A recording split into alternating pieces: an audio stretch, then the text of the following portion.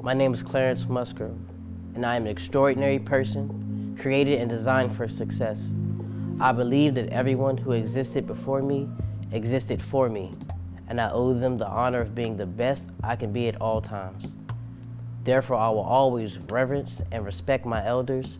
I will protect and become an example for those younger than I, and I will cultivate a good reputation with all humanity as much as possible.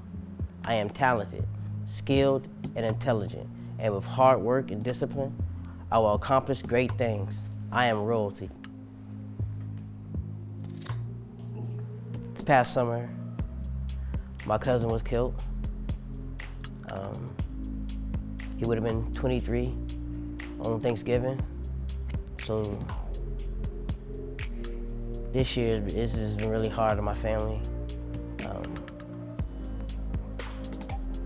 A lot of us are just finding it really hard to get past this loss, and we're trying to find different ways to grieve, whether that's individually or coming together.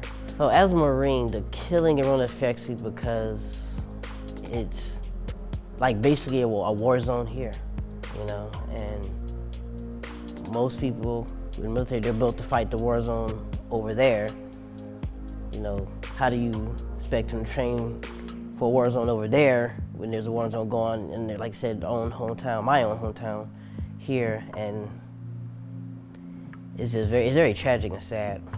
The community has to acknowledge that there's a problem here in Roanoke.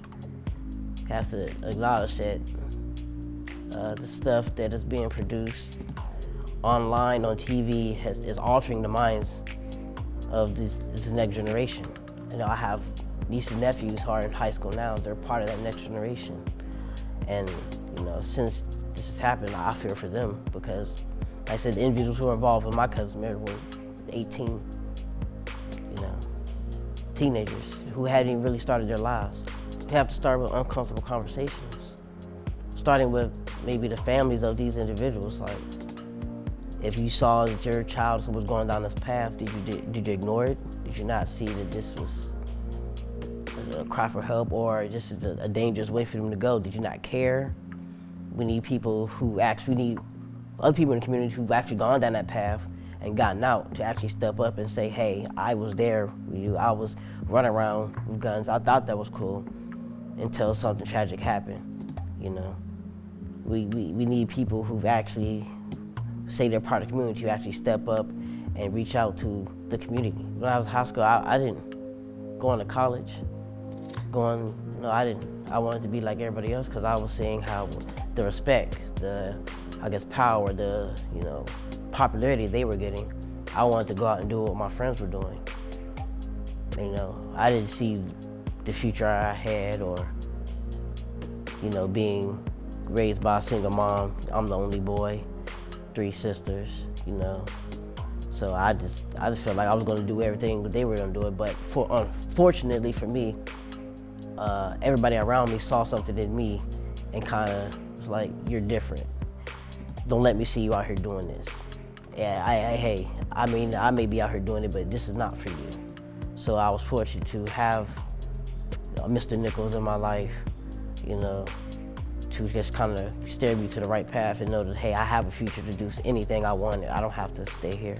I don't have and get involved with, you know, the street life. Or a lot of it stems from them not believing that they don't have self-worth, that they're not extraordinary, that they're worthless.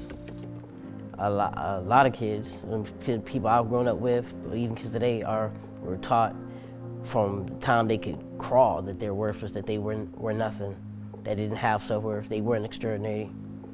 So I believe if these kids in these situations were told that and shown that there's something, they can do something, there's somebody, they can do anything they want, I think it would help a lot, you know. I'm not, would it 100% change the next thing? No, but it's a start. It would lead them in the right direction.